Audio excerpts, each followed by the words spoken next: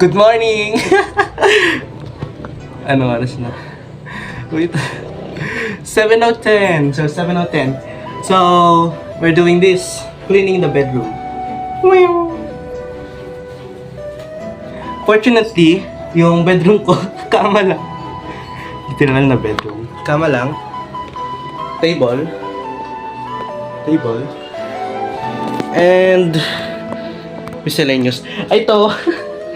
Inihian kasi yung yung aso ko, yung bag ko. So, andyan siya.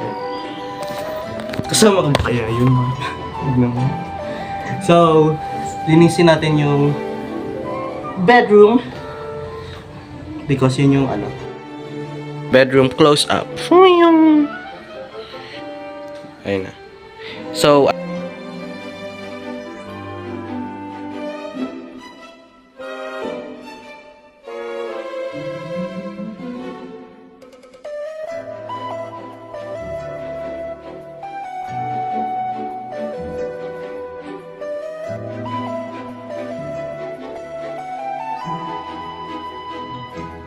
ayan yung naanuhan, yung napalitan. Ay, what? Ayan yung labahan. So, here's the para safe. Hindi siya ilalagay sa kasi madudumihan. Pwede pa kanuhin. So, yun. Be resourceful. So, eto sunod. Cleaning the floor. Cleaning the floor na.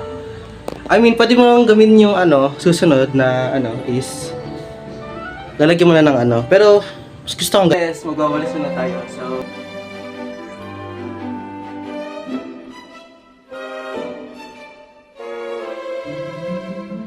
magandang pag-record. So, ito, mamap na tayo.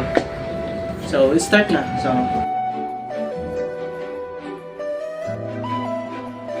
hello, technical difficulties. Kasi, ito lang po pala yung bedsheet na meron pong size nitong bed na to dito. Kasi yung isa po, nasa kalamba. So,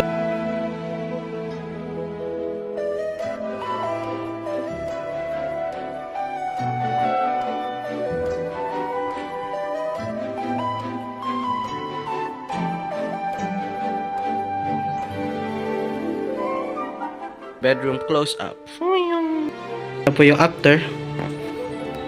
Linisan na po lahat. Ano po yung dumi, wala na po yung So,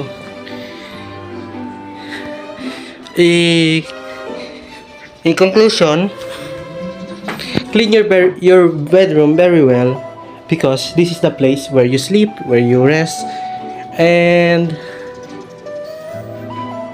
whatever thing you do in your free time. So, thank you very much. This is Chatremese, HA Humility.